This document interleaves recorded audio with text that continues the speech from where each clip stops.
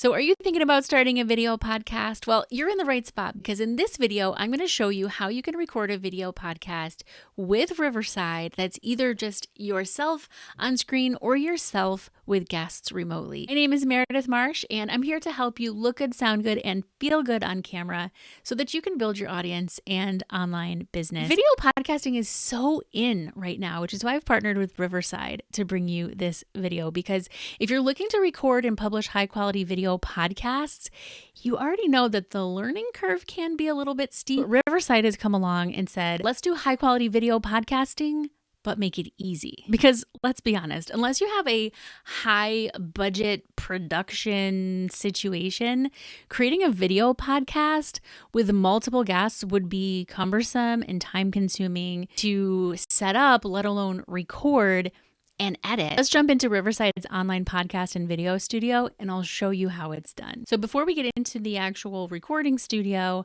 it's asking us for a few details here. So it's going to ask for my name so that I have my label on there in the video. I am using a headphone. You can't really see it, but I have an in-ear monitor here. It's wired and connected to my actual computer. It's like a wired earbud, basically. And then over here on the right is where I'm going to make sure I have my camera selected, my microphone, and my speakers or my headphones selected. So you can see what this looks like here. I'm using my Canon M50 Mark II camera. I'm using that to record this video, and then Riverside is also picking it up here for me, and that's connected to my computer through an Elgato cam link. This is a little capture card. This allows you to, using an HDMI connection, to connect your camera to your computer so that you can use a high quality camera instead of a webcam to create a high quality video podcast. So let me just show you the difference here. So if I switch this over to my regular built-in webcam on my monitor, you can see it's not as good. But as far as like the sharpness and the quality and the color, it looks a lot better when you're using a real camera. So I'll link to the Elgato cam link down in the description below this video if you want to connect your real camera to your computer for high quality video podcasts too. So my microphone is the Audio-Technica ATR 2100. It's this guy right here. I'm using it for this video. So let's hit Join Studio. And this is what it looks like when you're in the recording studio before you pull in any of your guests. So let me show you around over here. You can see over on the right hand side, I'm going to give this a name, and I'm not going to invite a guest in just yet, but I will in just a moment. You can actually see my levels, my audio levels. You can see if my microphone is too loud or too quiet. So you can check all of those settings as you're recording, which is fantastic. Let me open up this settings window over here because, again, you can change your inputs over here if you want to. You can also change your output volume. You have echo cancellation. So this will tell you if you're not wearing headphones, it will recommend that you turn echo cancellation on. Down under general, you have your studio info. And then when I bring in a guest, I'm going to send a link. If I schedule them ahead of time, I'll just give them the link in the Google Calendar invite, for example, or through email. Or if I wanted to bring somebody on right now, I can text them the link or send it in a message. That link is either going to be private or public. So you can have a public link where people can come in and watch this kind of live while you're recording. I'm going to keep mine private. And then down under recording, you have the option to record only audio if you don't want to do video, but we're here to create videos. There's a noise reduction option, and then there is the audio sample rate, and this will tell you that it recommends 48. So I'm going to switch mine over to 48. And then you also have the option to choose optimized quality or advanced quality. Now, Riverside can record up to 4K video quality if your camera is capable of recording up to 4K. My Canon M50 Mark II can record up to 4K, but I don't have it set to that. I have it set to 1080. So even though it has recommended 720, I'm going to stick with the 1080 and keep it there at 1080. My transcription language down here is going to be English. And then a lot of people don't know this, but you can actually live stream with Riverside. You just have to come in and set up your live stream settings. And I've tried this. I've used it. It does work. I've live streamed on YouTube while recording in Riverside. And I love the idea of live streaming a podcast recording and then having that high quality video recording that you then edit into a podcast. I think that's really cool. And then down here under advanced, you have some other advanced settings. I keep this data usage set to auto because that's what Riverside recommends. So now that you know your way around setting up your camera and getting all your settings set up right, I'm going to invite my other self through my phone to this so that we can record with a guest and then we can move on to the editing, because the editing inside of Riverside is actually pretty cool. So all I have to do to bring in a guest is to select whether I want somebody in the audience, guest, or producer. We definitely want this to be a guest. I'm going to choose copy link. I'm going to come over to my phone and it's going to pull up this. So there is a Riverside app. What's really cool about that is there's no barrier to bringing guests on your podcast then, because if they can use their phone or their iPad or just their regular browser like I'm using right here, it makes recording a video podcast so easy. It says it's connecting now. I have myself and myself. We're not recording anything. We're just chatting. It's just like having a video call with each other. And you can have up to 8 people in your Riverside. You can have a whole bunch of different guests on your podcast recording here. So what you see though is I'm the host. So I'm over here on the left-hand side. Me over here with a microphone in front of my face. This is me on my phone. So the guest down here where it's labeled as Mo, this is just me on my phone as the guest. And I can see the guests like tech info here. So I can see that their microphone is on mute. In fact, I can unmute them. As the host, I can unmute them.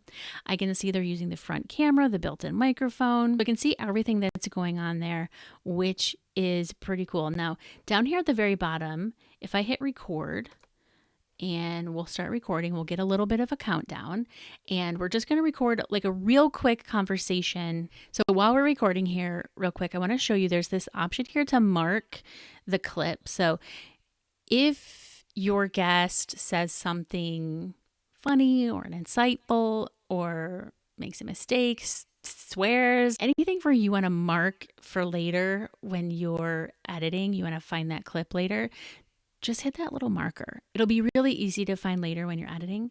And then also, again, you can mute yourself, change your camera or turn your camera off, adjust your speakers, share your screen, or leave the call. I want to show you something really cool in here because if you have a lot of guests and you're chatting like through your microphone, through your camera, you're chatting with each other, but maybe you need to send a message to one person or everybody, or like, hey, I'll be right back. I gotta go get my Amazon delivery or something. This is what Riverside is calling like whispering backstage. So you can chat with each other and instead of having to interrupt your recording or anything like that. And there's also this media feature, which has a drum roll, clapping, cheering. And this is really cool because these are just all loaded up here from Riverside. So if I want to switch it to live, now if I hit drum roll, my guest is going to hear it. It's going to be in the recording. One thing that you're going to notice here, and you may have already thought to yourself, gee, I thought this was going to be a high quality recording. It doesn't look high quality. It's pretty choppy. It's pretty like broken up here from the phone, from my guest, right? Because it's basically prioritizing a high quality output so that you can stream. Basically what you're doing is video streaming together in real time simultaneously while it's recording sort of like locally for your guests. It's also uploading simultaneously at the same time. So you can see that it's like 98%, 99% uploading. So as we're talking, as we're recording, it's also uploading. And because it's doing all of that in high quality, it prioritizes the high quality of that. And therefore, the playback as we're live might be fuzzy or choppy. We've been recording for a few minutes now. I'm going to hit stop here. This is going to stop the actual recording. But we're still here on this call. We can still be chatting with each other. Your guests are still here. We're all here together. We're not going to close anything out yet because we need to make sure that your side of the recording is uploaded, like you see up here at the top, upload complete. You need to make sure that your guest side has finished uploading. And this is where this sort of magical Riversideness takes place, because your guest could be in a busy coffee shop on public Wi-Fi, maybe not the strongest signal, and it's still going to record in high quality. It may just take a few minutes to actually finish that upload once you're done with the recording. So you want to make sure that everything has finished uploading. And by the way, when you're done talking to your guest, even like after the recording, just hit this little hang up button. Your guest can leave, and we're going to end the session for everybody. And you can see we have our recordings. So it'll take a few minutes for Riverside to process your recordings. And once it's done, you'll have a transcript, and you also have all of your separate files. So you have a full file that you can download that's like the whole recording, the guests, the audio, everything. And then you have a recording from me, the host. That's the one that says Meredith Marsh. And then there's me, the guest. That's the one that says Mo. So you can download all of these separately or together, and then edit your video podcast however you want to. Throw it into Final Cut Pro, for example. Now, there's a couple things that you may want to do instead of doing that. And one of them is actually using Riverside's editor, which we'll get into in just a moment. But one thing they've done to make things incredibly easy for you is give you this like one-click export for going directly to Premiere Pro or directly to Descript. Ultimately, you can edit your podcast anywhere that you want, but before you even do that, you can hit go to editor and use Riverside's built-in editor to edit the whole thing, whatever you want to do here, and then you could publish it from here and not even have to use any of the fancy editing software. Now, editing in Riverside is pretty easy. They've made this really as easy as it can get because everything is recorded on a separate track. It will automatically transcribe your entire recording. You can edit using the transcript, and you can personalize your clips, then share it out to the world. So let's give this a whirl. So over on the left-hand side, you can see that Riverside automatically transcribed this video recording for us, and they're labeled per the speakers. So there's me, Meredith Marsh, and then there's me on my phone as my guest, which I labeled as Mo. So it knows who is speaking and when. Over on the right, you can see the video portion, and we're going to edit the layout of this. It's really cool. I'll show you that in a moment. And then down at the bottom, you can see the actual timeline and the waveforms. And you can actually see right here, this long spot where I had my microphone muted. So let's start with cleaning up our actual recording. So using the text-based editing with Riverside, I can see this spot here where I repeated myself. I sort of started the sentence and then stopped and then started speaking again. So I want to edit this out. So I just have those words highlighted, and I'm going to hit remove. And you can see down in the timeline editor that it removed everything. So you don't have to go in like a traditional audio or video editor and chop things up on the timeline. You can just remove the text from the transcript. If you do want to make a cut in the timeline, like right here, for example, let's say I want to get rid of this whole part where I had my microphones muted. I'm going to put my cursor here. I'm going to hit split. So we're going to split this timeline here, and then we'll pick it back up again down at the bottom. So I'll put my cursor there, hit split again, and then I have this spot right here in the middle that I can just hit the trash icon, which is remove. And then it'll all flow together seamlessly when we export this. So once you have made any edits that you need to make using the text-based editor, if you come up here to layout, there's some really cool things you can do here with Riverside. So by default, we have this grid layout. We have a grid with gaps, so that puts a little bit of a frame around the gaps here. You can make the corners rounded. We can also keep the aspect ratio, so you can see what this looks like when I'm recording on my desktop over here with my regular camera versus my phone. Or if we want to make it look a little bit more uniform, we can turn that option off. And then down here you have full frame AI. So this is their AI speaker layout, which means it's going to detect who is speaking. It will switch back and forth between the speakers automatically, and it will put that speaker in full frame.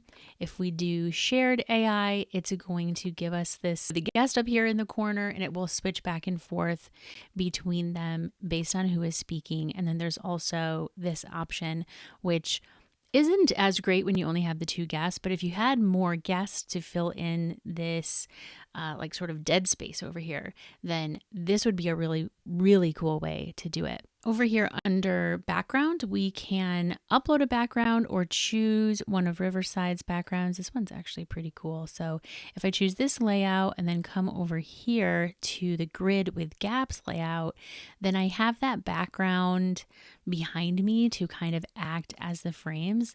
So that's really cool. And I'm also going to hit this plus button here and add my logo to this. So now I have my logo here on the screen. I can add it anywhere I want. So I could put it in the top left-hand corner if I want, and I can change the size, make it a little bit smaller. And so because I have full size selected over here, this is going to be a 16:9 video. So that's like a regular YouTube video ratio.